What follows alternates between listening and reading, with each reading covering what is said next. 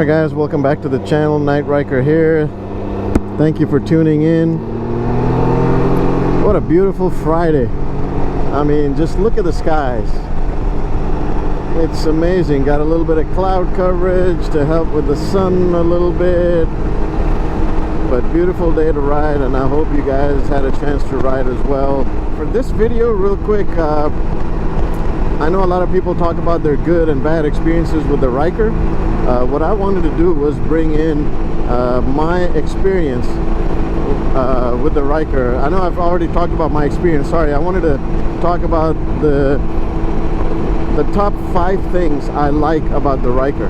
I've actually made some notes here because I didn't want to forget. Now, these top 5 items are not in any particular order, so these are just something that I've noted down that are in no particular order, and these are top 5 things I like about the Ryker based off of my experience, and these are my opinion.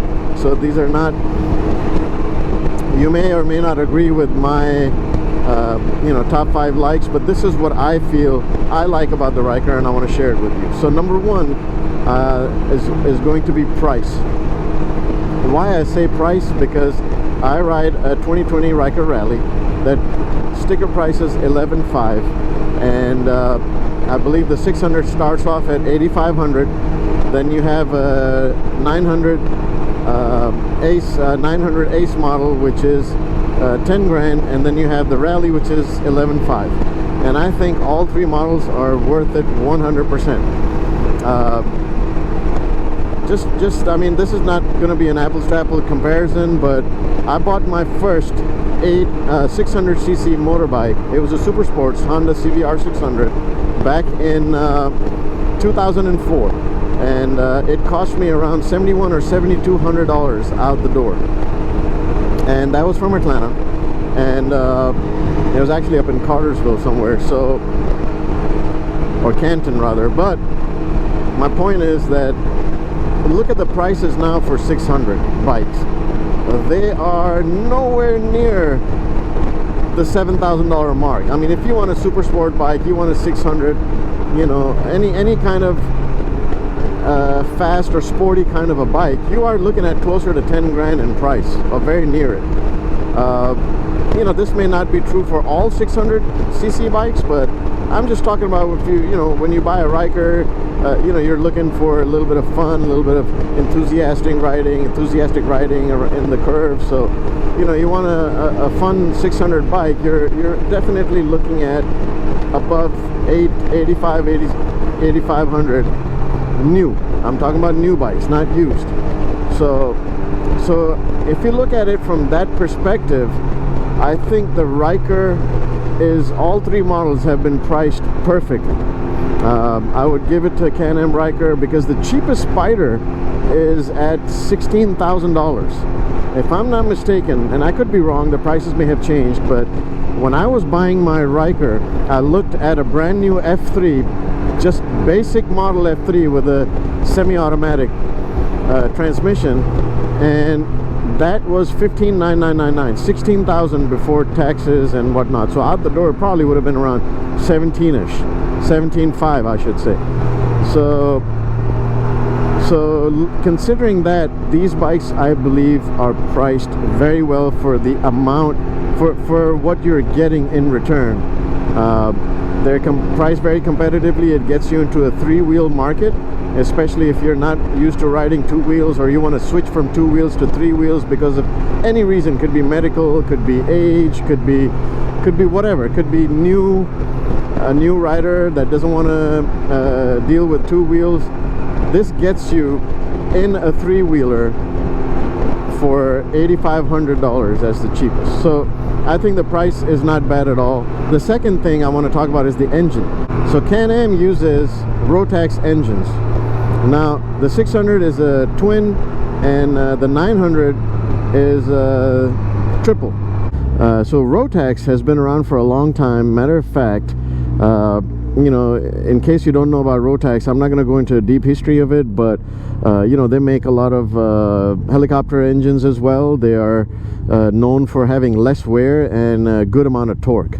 So Rotax engines definitely are known to be very bulletproof. They're known to be very reliable, bulletproof. This is something that I was just reading online, and I saw BRP/Rotax, so I was pretty impressed. I didn't know BRP was involved in the Rotax brand engines. So Rotax engines, bulletproof, very reliable. My previous bike was a 2015 BMW F800 GT. It's a light sport tourer. That engine was an 800cc Rotax engine. I had I put some miles on it. I bought it used, and never once did I have an issue with it. All I did was regular maintenance. That's it, nothing extra. So Rotax engines, definitely a plus. Number 3 on the list is going to be transmission. So it's basically a CVT transmission. It's automatic, just a 1 gear that you have your, you just twist the throttle and you go. There's no changing gears. If you have an automatic, you step on it, and the computer will has to do a bunch of calculations where it decides, all right, we need a kick down to activate. It needs to downshift to which gear, how much the throttle has been pressed, what speed are you, and then it chooses the right gear. So you may be in 5th, you step on the gas and may go into 2nd, may go into 3rd. So there's a little bit of a delay. Even in these days, automatic transmissions, as fast and as good as they are, there's always that little bit of a delay. With the CVT, there's no delay, so it acts like an electric car or an electric bike per se, is what I'm trying to say. So see, right now I'm going 60. I'm going to press the throttle. There's instant torque, and guess what? I was already reaching past 73. So basically, when you hit the throttle, you have instant torque, and that's why I do like that there are no gears to change, because it makes it easy for newer riders to learn.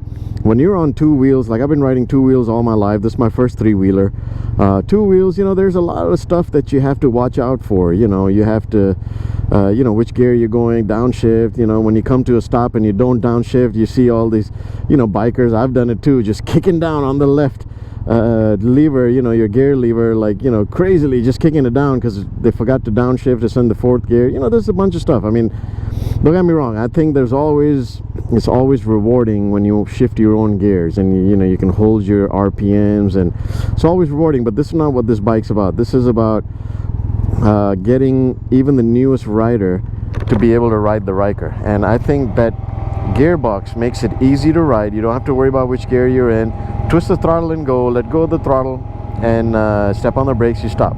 Now, what I do like about what I do like about this is that when you let go of the throttle, at least in the 900 version, there's a lot of engine braking as well. So I'm gonna step on the throttle here, I'm gonna go, and very soon you'll see. All right, so I'm gonna step on the throttle here. We're going what are we doing, 47. I'm gonna step on the throttle, and it's instant torque. There's no waiting to shift down. Instant torque, and I was passing 70. And then when you let go, what I like is that there's enough engine braking that it'll slow you down as well. So now we're on level ground here real quick. We're doing 60 miles an hour. I'll let go, and within 3-4 seconds we're down to 50 miles an hour. So it dropped 10 miles an hour. So I do like the fact with this engine transmission combo that you don't use your brakes as much. So that's a plus. All right, number 4 would be electronics. Now, this bike is obviously made a little bit, I wouldn't say they've cut corners, and maybe they have in certain places, and I'll bring that on my 5 things I dislike video. But it's a budget Can Am compared to the Spider brand, right? So they have obviously saved some money somewhere, and but the one thing they have not saved money on, which I appreciate, are the electronics. So I do like the fact that you have a nice digital gauge. It gives you all the info you need. When I talk about electronics, what I'm basically talking about is all the rider aids are here. Now, it's too bad you can't turn them off 100%. I haven't ridden in rally mode, so let me know, guys, if you're able to turn off traction control 100% in rally mode. But I'm talking about stability control, traction control, ABS. you know, so I've taken this in the out on the curves in the mountains, and sometimes I've been really aggressive trying to learn where the limits are of the handling of this.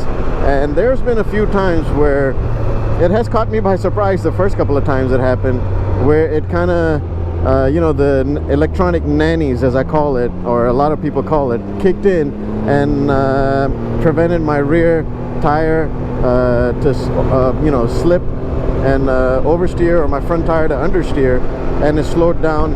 Probably stepped on the brakes itself, put the brakes on and slowed down. So, you know, basically stability control, traction control kicking in. So the electronic aids is a plus for this bike at this price point. You know, it's good. I mean, this is something that I like, that they have it in here, and it helps us be safe on the bike and not go ahead and go crazy and lose control. Alright, so the fifth thing that I like about this is comfort. What do I mean by comfort? I don't mean like how comfortable the seat is or anything. No, I'm talking about overall comfortability with the bike.